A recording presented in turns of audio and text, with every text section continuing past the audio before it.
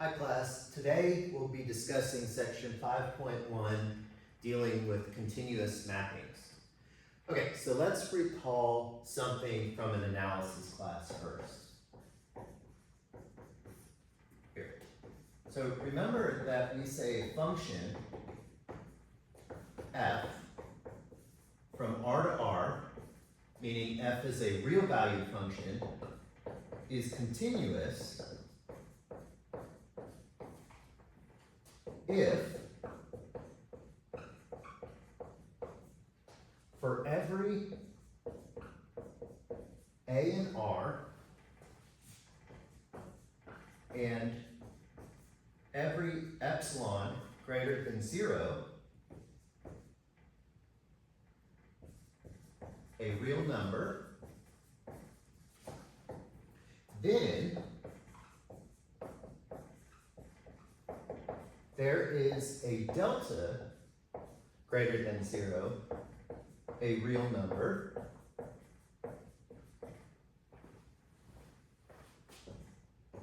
such that x minus a less than delta implies f of x minus f of a less than epsilon. Now, we want to translate this to our topological definition. So let's start examining a few things from this statement. Notice that if we look at this absolute value inequality, remember that it's a less than, so this inequality from algebra, we know means that x minus a is between negative delta and positive delta here. Now solving for x, we can add a to both sides, and we see that x is between a minus delta and a plus delta, which tells us that x is an element of the interval a minus delta to a plus delta.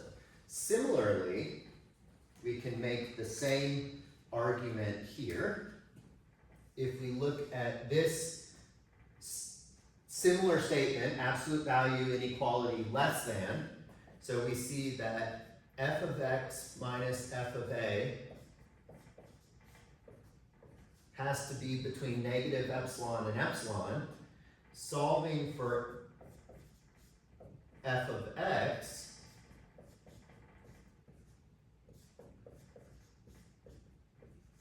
we see that f of x is between f of a minus delta and f of a plus delta, which tells us that f of x is an element of f of a minus epsilon, f of a plus epsilon here.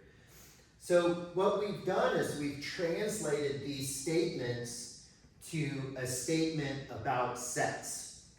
And notice that both of these are open sets. So what we can do is we can replace these things in our definition to give us the following here. So lemma 5.1.1, this is found on page 111 in our text. So let f be a real valued function.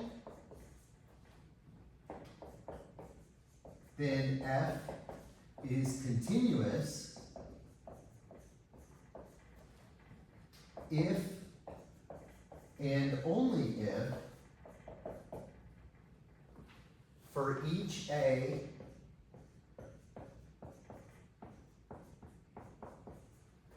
in R and each open set U containing f of a there is an open set B containing A with an element, with f of B subset of U. Okay? Okay, so this is an equivalent statement here that you may also have seen in analysis course. We traditionally teach the topological version for real numbers in an undergraduate analysis course, so you may have seen this as well. Moving on to lemma 5.1.2, and this is found on page 112. Let f be a function from x to y.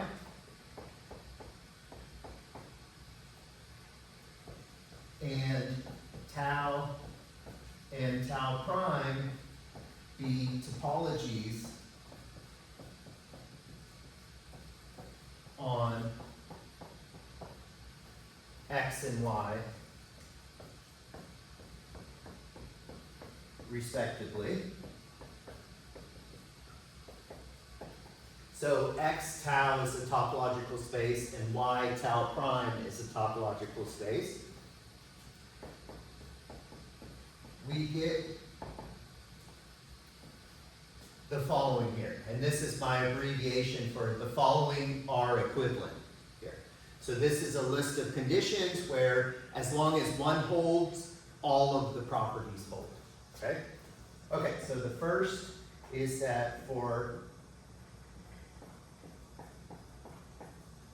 every u in tau prime, f inverse of u is in tau.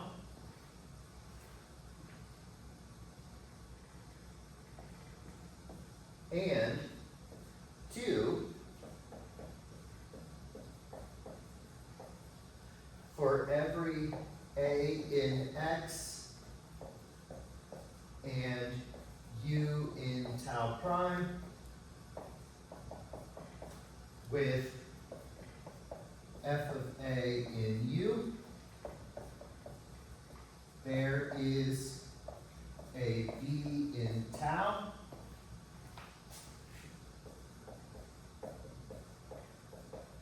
such that a is in b and f of b is a subset of u. And this blue is not going to erase today, so I will not use the blue for the rest of the video.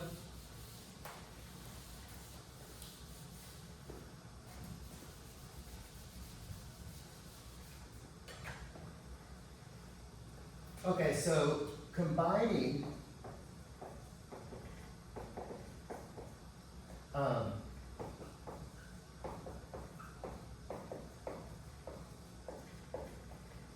the two lemmas, lemma 5.1.1 and 5.1.2, we see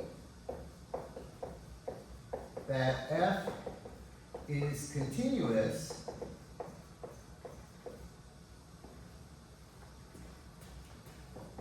if and only if for every open set u, f inverse of u is open here. Okay, and this is going to be our definition here. So let x tau and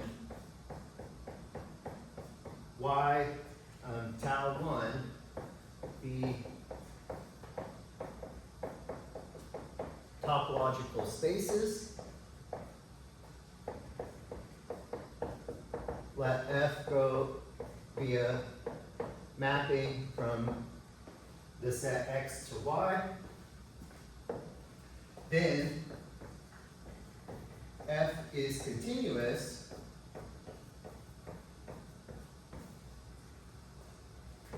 if for each U in tau 1, F inverse of U is an element of tau. So what this is saying is if we take for every open set in Y, the preimage is open in the set X here. And this is our definition of continuity here.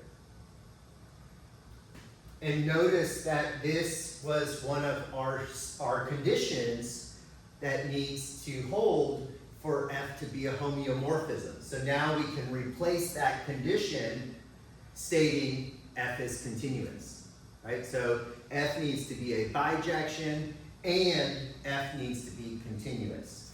And we can look at the final condition and convince ourselves that this is stating that F inverse needs to be continuous. So the three conditions for being a homeomorphism are that F needs to be a bijection, F needs to be continuous, and F inverse needs to be continuous as well. Okay, let's look at an example, and let's put this example over here.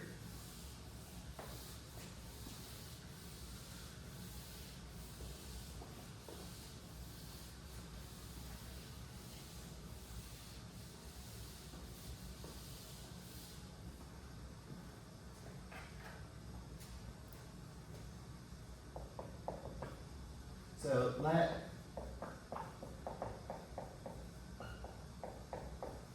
F be a real value function,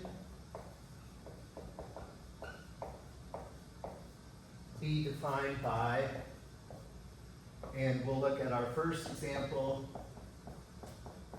Let's look at the identity function here, f of x equals x. Okay, so notice F is continuous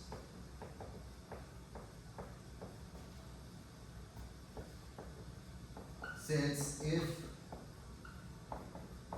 we let U be a subset of R be open, then the preimage is just U, which is open.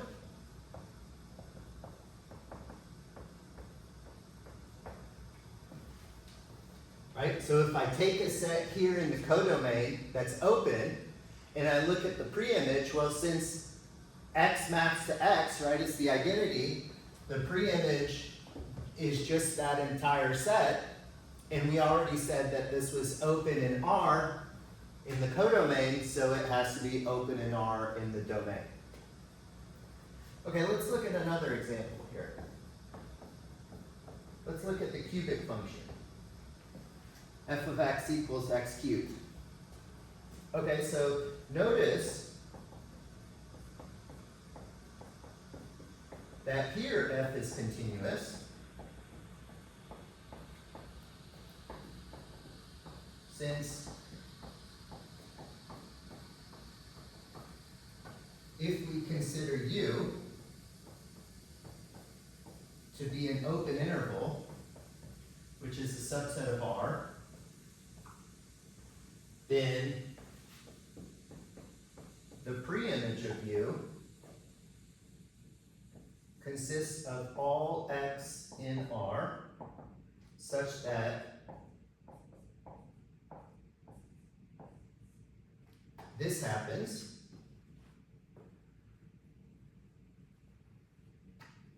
here, right? Because what happens is this set is existing in the codomain, and I'm looking at the pre-image, so the value A and B need to be between the cubes here. But if I look at this, this is just the open interval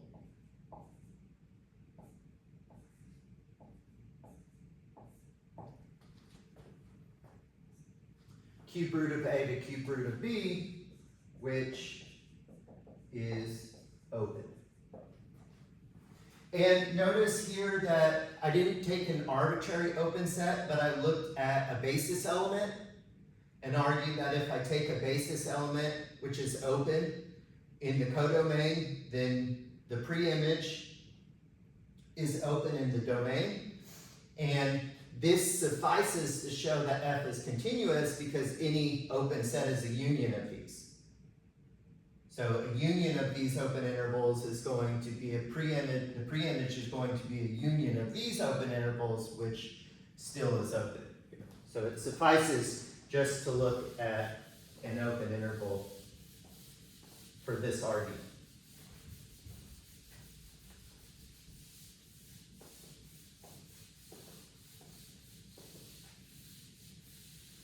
Okay, let's look at another example. And let's look at the squaring function, f of x, the quadratic, f of x equals x squared here. Notice that f is continuous since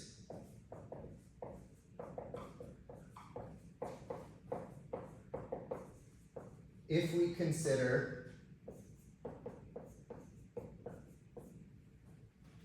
an open set, and again, I'm going to mimic this argument and just look at a basis element here,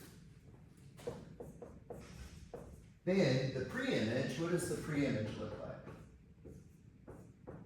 It's going to be all real numbers such that this happens. Now, we can look at cases because the square is particular here. So notice if b is less than or equal to 0, then f inverse of u is the empty set, which is open here, right? Because I can't have any, we know that the square of any real number is non-negative. So if my b here is 0 or negative, then this doesn't, no value maps to this. So now let's look at case 2 here. Let's look at when a is greater than or equal to 0. Okay, then this inequality yields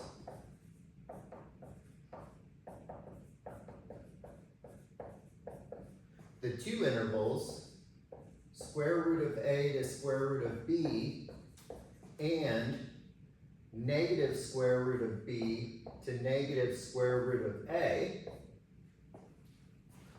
so that the pre-image is the union of these,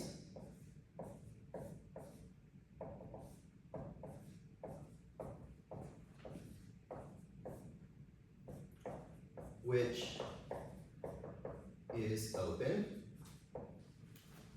here. And you can verify that this is what we get when we're trying to work with this inequality, but we can visualize this too. Let's just draw a quick picture here. If we look at our function, here y equals x squared, or f of x equals x squared. Here, I get this parabola. And if I take, what I'm doing is I'm taking an open set, so let's say a to b,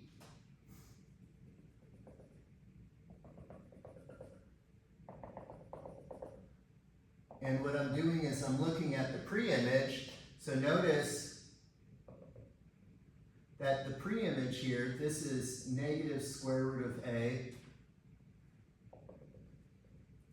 This is negative square root of b, right? So these elements map in here. But also, this is the square root of a to the square root of b. These elements map to inside of that open interval here. So this verifies that the pre-image gives me the union of these intervals, which remains open. And then our last case, case 3, a is less than b, and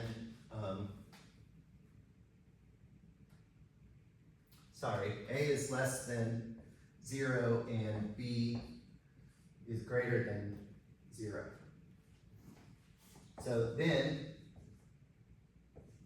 a is less than x squared is less than b simplifies to 0 is less than or equal to x squared is less than b, right? Because I can't be negative. This yields the interval negative square root of b to square root of b, which again is open here. And you can draw a picture for this scenario as well. So in either case, case 1, case 2, or case 3, we saw that the pre-image of an open set remains open here. So f of x equals x squared is continuous. Okay, let's look at another example here. The function f of x equals the piecewise function 1 if x is greater than or equal to 0, and negative 1 if x is less than 0 is not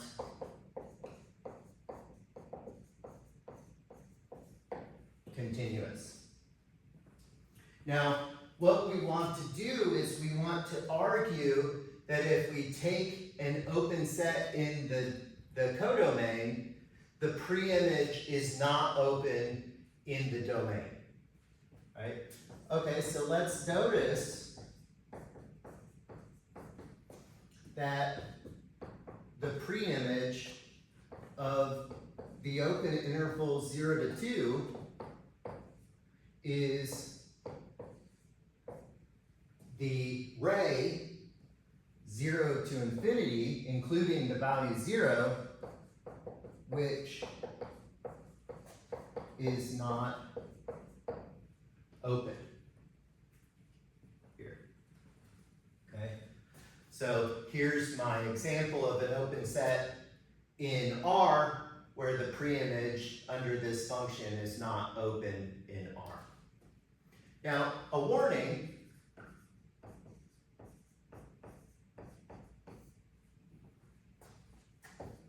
F is continuous in what we call the lower limit topology.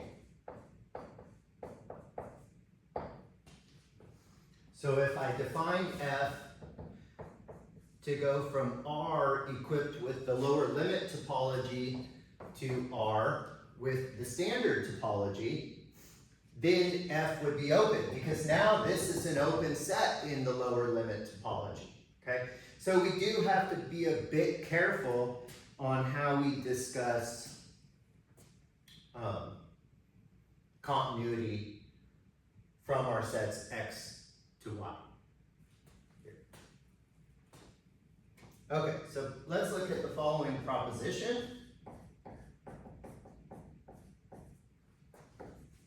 5.1.7, and this is found on page 114 of the text.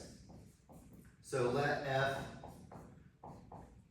be a mapping from set X to Y, and tau prime be topologies for X and Y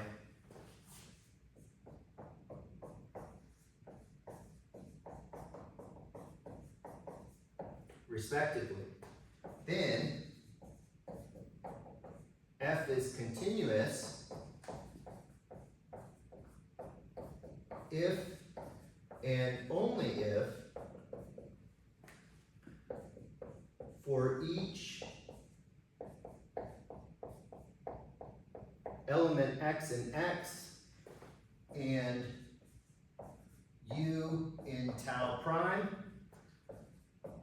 with F of X in U, there is a V in tau such that X is in V and F of V is a subset of U.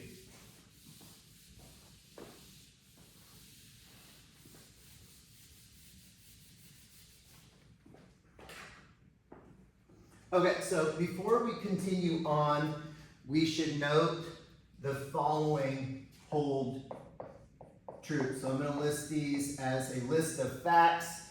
These are set theoretic facts that you can prove using a element chasing argument. So I'll just list a bunch. So if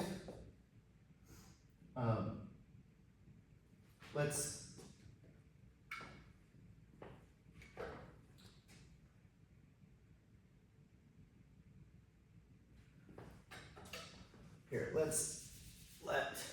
say the following.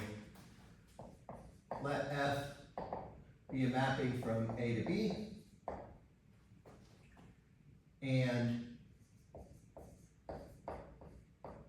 A0, A1 subset of A, and B0, B1 a subset of B.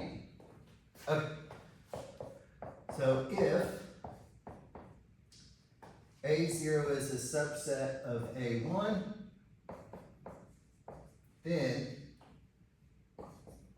F of A0 is a subset of F of A1. 2, F of A0 union A1 equals F of A0 union F of A1. 3, F of A0 intersect A1 is a subset of F of A0 intersect F of A1. And equality holds, let's put this, equality holds if F is injective.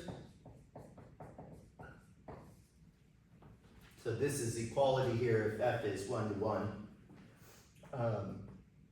4, G composed with F inverse of A is F inverse of G inverse of A. And this is where G would go from B to C. So we can talk about the composition here.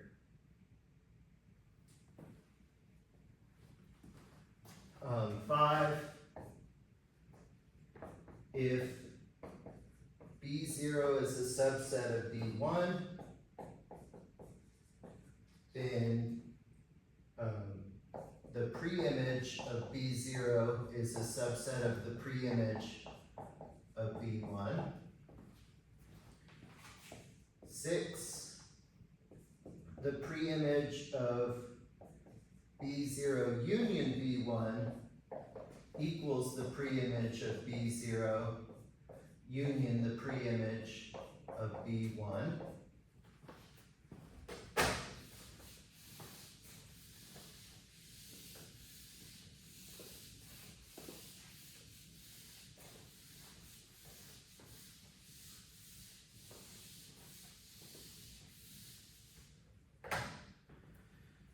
A couple more. 7, the preimage of B0 intersect B1 is the preimage of B0 intersect the preimage of B1.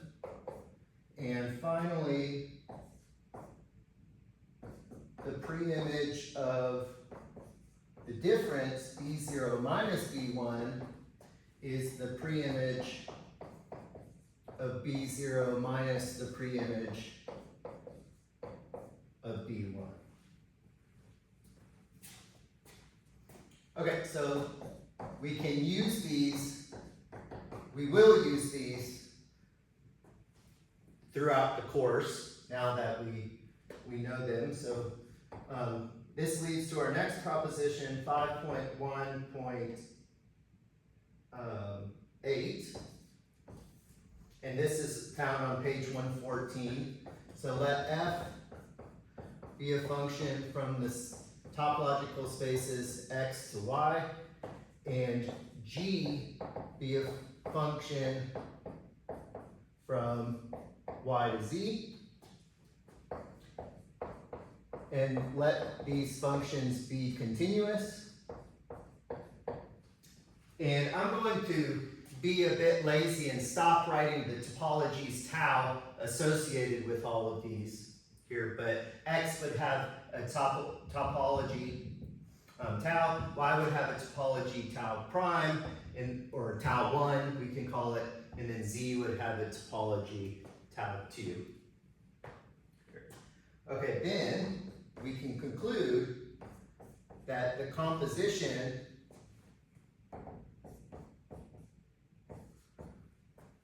from x to z is continuous. And remember that G composed with F here of an element x is going to be what? Remember, that's going to be G of f of x here. Right? Remember, what we're going to do is we're going to take an element in the set x, f is going to map it to y, and then y is now an element of the set y, and g is going to map it to z, so we get the composition from x to z. Okay. And you can take a look at that proof. I believe the book proves this.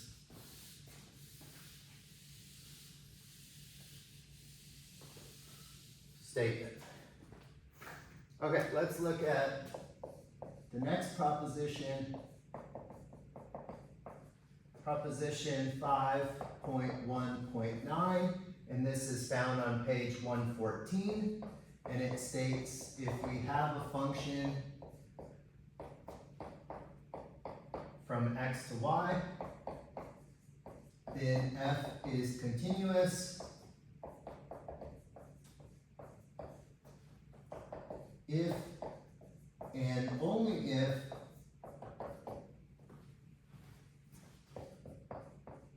for every closed set S in Y, the preimage is closed in X. Here. Okay, and then finishing off this section here, proposition 5.1.12, and this is found on page 115. It's not difficult to argue this statement because we have it about open, so we can look at complements here using the fact that F is continuous. Okay, finishing this section off, let F be a function from X to Y, and let F be continuous. Let A be a subset of X, have the induced topology, or subspace topology, then the restriction